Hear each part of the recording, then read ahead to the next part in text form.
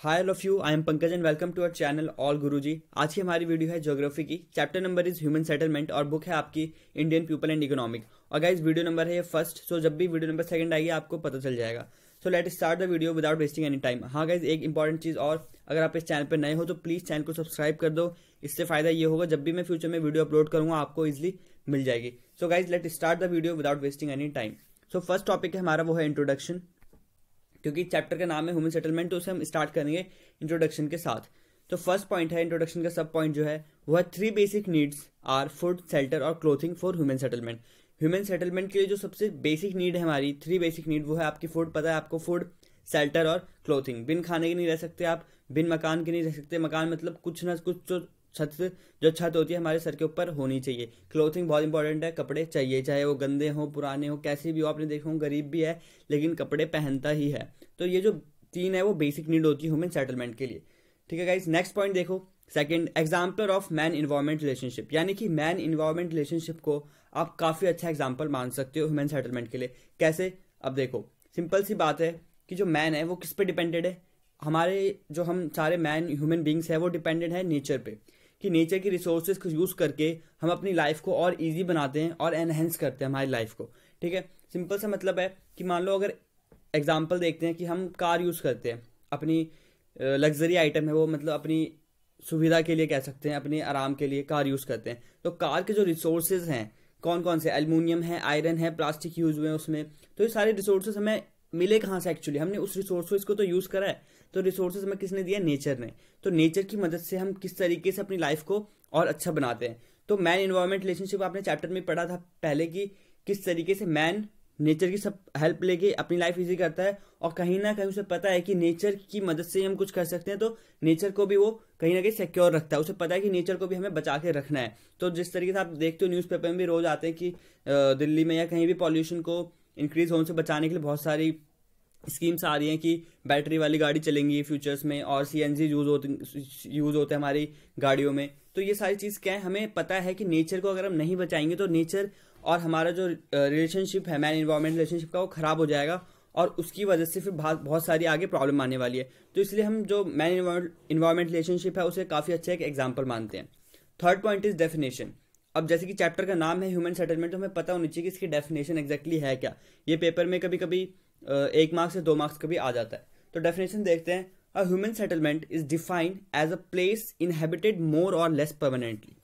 मतलब कहने का मतलब है, यहाँ पे इनहेबिटेड का मतलब होता है गाइस निवासी, कि कौन इंसान जो ह्यूमन डेवलपमेंट है कहाँ का निवासी है। अब देखो, सिंपल सा मतलब है कि जो इंसान जिस प्लेस पे ज्यादा दिन तक, ज्यादा समय तक रहने लग गया, वो वहां का इनहेबिटेंट हो गया, यानी कि इनहेबिटेड निवासी हो गया वहां का। एग्जाम्पल मान के चलते हैं कि आपके जो पूर्वज थे, मान लो आप हरियाणा से बिलोंग करते हो, आप यूपी से बिलोंग करते हो, आप किसी भी स्टेट से बिलोंग करते हो, तो आपके जो पूर्वज थे वो बहुत कम चांस है कि वहीं से थे, मतलब वहीं के इनहेबिटेड थे। नहीं, वो कहीं पे और थे, धीरे धीरे चल के आए कहीं से। उसके बाद वहां पे जब वो परमानेंटली थोड़ा रुके, मतलब टेम्प्रोरी, मान लो कि टेम्प्रोरी रुके वहां पे, फिर क्या हुआ, वहां पे उनके जो रिसोर्सेज हैं, उनके आसपास की जो एनवायरनमेंट है वो उन्हें काफी सुटेबल लगी। फॉर एग्जांपल, लैंड मिल गया उन्हें एग्रीकल्चर करने के लिए, वहां का पानी अच्छा लगा उन्हें, पानी सूट करने लग गया उन्हें, उनकी बॉडी अच्छी इनहेंस करने लग गई। तो इस तरीके से उनका जो वहां पे रहने का जो मकसद था वही था कि हमें हर चीज मिल रही है। तो मान लो हरियाणा में कोई आपके पूर्वज रहने लग गए, तो वहां पे उनकी हर चीज उन्हें मिलने लग गई, इसलिए वहां पे वो मोर परमानेंटली रहने लगे। जैसे ही मोर परमानेंटली रहने लगे, वहां पे उनकी जनरेशन आगे बढ़ी, वहां पे उनके जो भी बच्चे हुए, फिर इस हिसाब से ये हो गया कि वहीं के वो निवासी हो गए। ठीक है, समझ आ रहा है?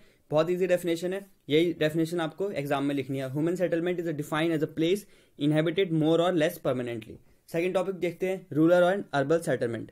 देखो, सेकंड टॉपिक है जैसा आपका रूरल एंड अर्बन सेटलमेंट, या सेटलमेंट जो होते हैं किस तरीके से होते हैं रूरल या अर्बन में, देखते हैं। पहला है पीपल आर इन्वॉल्व इन, पहले रूरल की बात कर रहे हैं हम। तो पीपल किस किस में इन्वॉल्व है रूरल में और अर्बन में? पहले देखो, रूरल सेटलमेंट में ज्यादातर पीपल किस में इन्वॉल्व है? प्राइमरी एक्टिविटीज में। सिंपल, रूरल मतलब गांव में ज्यादा क्या होता है, अभी भी खेती ही होती है गांव में ज्यादा। ठीक है, अर्बन की बात करते हैं। अर्बन सेटलमेंट में सबसे ज्यादा क्या होता है, सेकेंडरी एक्टिविटीज में लोग इंगेज हैं और टर्शरी एक्टिविटीज में लोग काम करते हैं।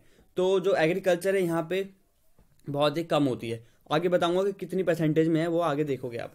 थर्ड टॉपिक देखो, classification of in India of urban settlement, यानी कि इंडिया के अंदर अर्बन सेटलमेंट की क्लासिफिकेशन किस किस कैटेगरी के हिसाब से होती है। फर्स्ट देखो, अकॉर्डिंग टू 1991 सेंसस, हमारे 1991 के सेंसस के हिसाब से there are 2 category to determine urban area. 2 category मानी इन्होंने बनाई है अर्बन एरिया को डिटरमाइन करने के लिए। पहली है आपकी A, civil criteria. Civil criteria में क्या है देखते हैं। म्यूनिसिपैलिटी और कैंटोनमेंट बोर्ड और notified town area committee and have a minimum population of 5000 person. If any one is there it is said to be urban area. देखो, municipality या cantonment board और कमिटी हो वहां पे कोई, या उनकी पॉपुलेशन 5000 पर्सन है पर स्क्वायर किलोमीटर, जो भी आप मानते हो, उस हिसाब से अगर इसमें एक भी चीज मिल जाती है, if any one is there, तो उसे हम क्या कहते हैं, अर्बन एरिया कहते हैं। सिंपल है, इजी। बी पॉइंट देखो, डेमोग्राफिक क्राइटेरिया। डेमोग्राफिक क्राइटेरिया क्या है ये देखते हैं। Population should be 5000 person. पहला क्राइटेरिया है कि पॉपुलेशन कितनी होनी चाहिए। अगर 5000 पॉपुलेशन है पर्सन के हिसाब से, तो वो एरिया किस में आएगा, अर्बन एरिया में। डेंसिटी होनी चाहिए 400 किलोमीटर स्क्वायर। पॉपुलेशन और डेंसिटी में क्या डिफरेंट है वो मैंने पहले जो चैप्टर में आपको बता रखा है। अब देखो, नॉन एग्रीकल्चर एक्टिविटीज यहाँ पे कितनी होती है, 75% पॉपुलेशन जो है वो आपकी सेकेंडरी और टर्सरी एक्टिविटी में होती है। जो मैंने बताया, इसमें परसेंटेज बताऊंगा यहीं पे है कि 75 पॉपुलेशन अर्बन एरिया में सेकेंडरी और टर्सरी एक्टिविटीज में इंगेज है और 25% एग्रीकल्चर हो जाती है। ठीक है, नेक्स्ट टॉपिक देखो, fourth, type of rural settlement. ठीक है गाइज, यहाँ पे अब 2 चीज आएंगी आगे आपके लिए। ये पहला तो हमारा टाइप है, नेक्स्ट है आपका पैटर्न।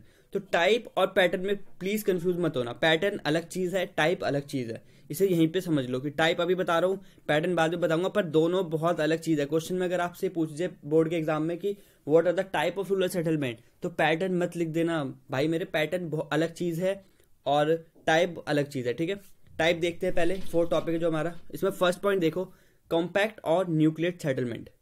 कॉम्पैक्ट और न्यूक्लियर सेटलमेंट, नाम से इजी है कि हर चीज क्या होगी, कॉम्पैक्ट होगी।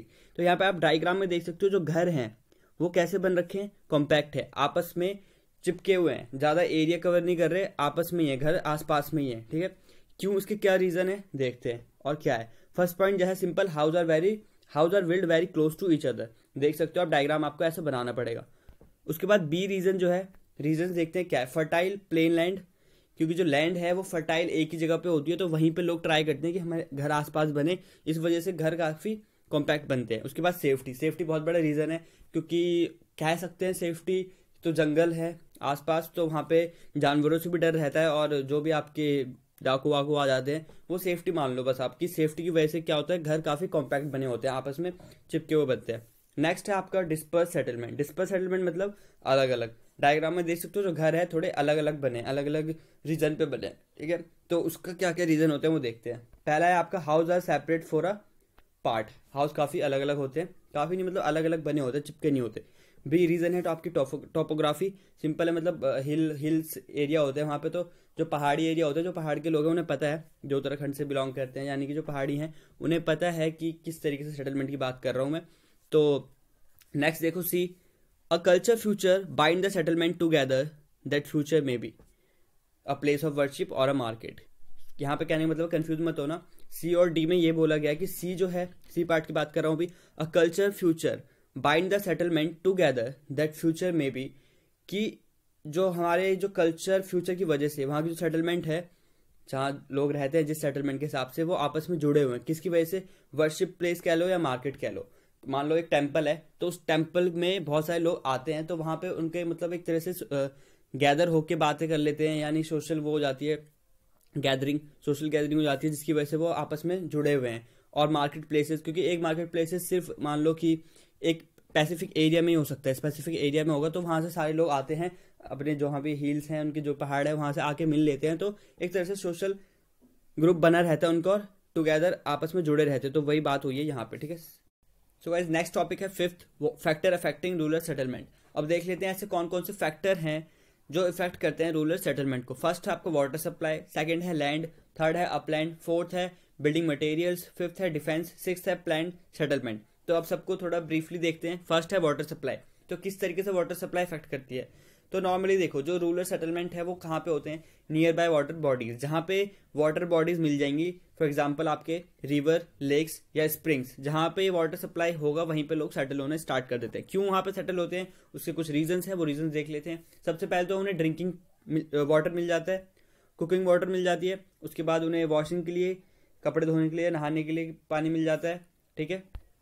उसके बाद रिवर्स और लेक्स होने के कारण वो अपने फार्म लैंड को इरिगेट कर पाते हैं, क्योंकि फार्म को तो इरिगेट करना ही करना है, तो वहाँ पे बहुत ईजिली उन्हें, क्योंकि उनके आसपास ही वाटर बॉडीज है, वहाँ से वो इजीली अपने फार्म को इरिगेट कर पाते हैं। उसके बाद वहाँ पे वाटर बॉडीज हैं लाइक रिवर्स है, तो वहाँ पे उन्हें फिश भी मिल जाती है उसके अंदर, जो कि उनके डाइट के लिए काफ़ी इंपॉर्टेंट होती है। उनके अंदर फिश के अंदर बहुत न्यूट्रिशन होते हैं, तो वो काफ़ी अच्छा उन्हें लगता है कि हाँ फिश भी मिल जाती है। तो इस तरीके से ये सारे रीज़न है जो कि एक नॉर्मल पीपल को बोलती है कि आप यहाँ पे सेटल होगे, क्योंकि वाटर बॉडीज तो चाहिए ना, फैसिलिटी तो चाहिए, वो पानी के बिना तो रह नहीं सकता इंसान, तो इसीलिए वहाँ पे वाटर बॉडीज के आसपास सेटलमेंट होनी स्टार्ट हो जाती है। अगर वो नहीं हो, मान लो कि वाटर सूख जाती है, कोई रिवर है वो सूख गई, तो वहाँ से धीरे धीरे लोग मूव करना स्टार्ट कर देते हैं। तो इस वजह से जो फैक्टर है वो काफ़ी ज़्यादा इफेक्ट करता है रूरल सेटलमेंट को। नेक्स्ट आपका लैंड देख लेते हैं सिंपल, कि इसमें क्या होता है, people choose settle near fertile land, ठीक है। जो लोग होते हैं वो नॉर्मली वही लैंड चूज करते हैं जो कि फर्टाइल हो एग्रीकल्चर करने के लिए,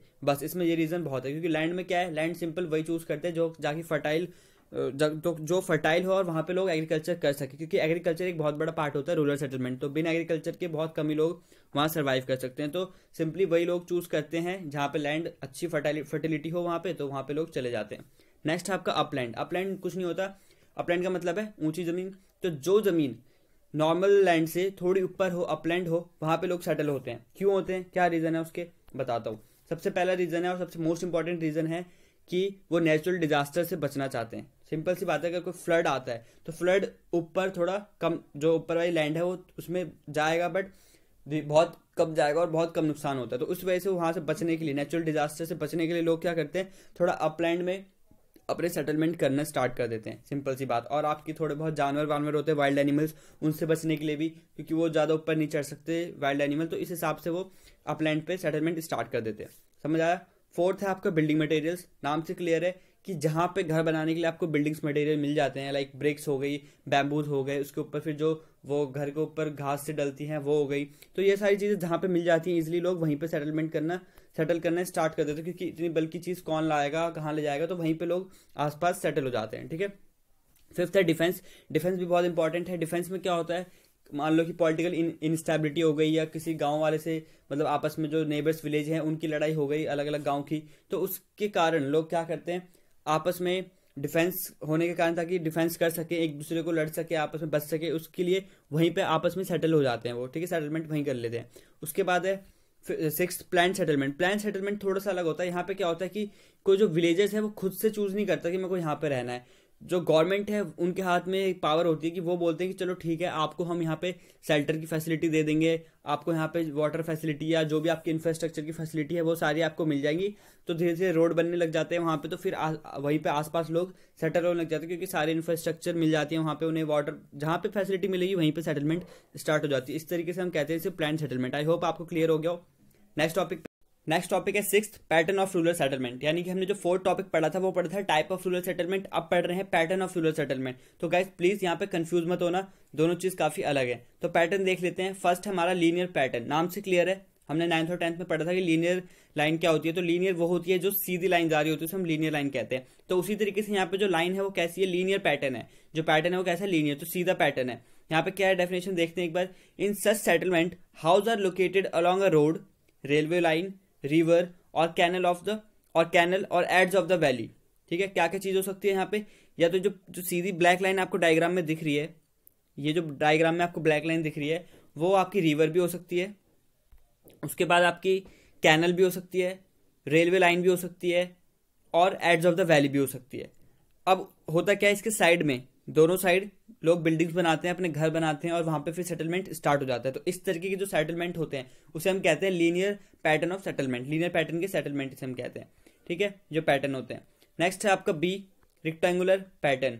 इसे देख लेते हैं क्या है।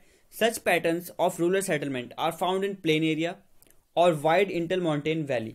ठीक है, कहाँ कहाँ मिलती है, प्लेन एरिया में और वाइड इंटर माउंटेन वैली में। The roads are rectangular and cut each other at 90 या राइट एंगल पे, 90 डिग्री पे आपस में रोड को काटती हैं। डायग्राम देख लो, डायग्राम में जो आप बी देख रहे हो उसका मतलब है बिल्डिंग्स। जो छोटे छोटे बॉक्स है वो है आपकी बिल्डिंग्स, और जो बड़े बॉक्स है वो एक पैटर्न बता रहे हैं कि एक रेक्टेंगुलर पैटर्न में ही ये फॉर्म होते हैं यहाँ पे, ठीक है। तो जैसे कि आपने यूएसए में भी देखा होगा पिक्चर में कि वहाँ पे जो यूएसए के जो घर होते हैं वो कैसे होते हैं, ज़्यादातर 90 डिग्री पे कट कर रहे होते हैं। तो जो रोड है, जो बीच में जो लाइन देख रहे हो आप सीधी जा रही है, वो रोड है और 90 डिग्री पे देख सकते हो आप कि कट हो रहे हैं। तो इस तरीके के पैटर्न को हम कहते हैं rectangular pattern. I hope clear हो गया हो। नेक्स्ट देखते हैं। Next is C, circular pattern.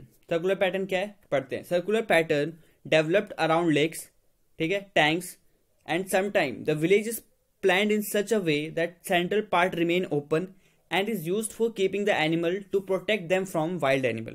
क्या होता है सर्कुलर पैटर्न, हम कब फॉर्म करते हैं? सर्कुलर पैटर्न तब फॉर्म होता है जब या तो कोई आपकी water bodies like lake, tank, ऐसी कुछ चीज वहां पे हो और उसके साइड में फिर लोग क्या करते हैं, बिल्डिंग बनाने लग जाते हैं, अपने घर बनाते हैं और वहां पे सेटलमेंट, वहां पे रहना स्टार्ट कर देते हैं।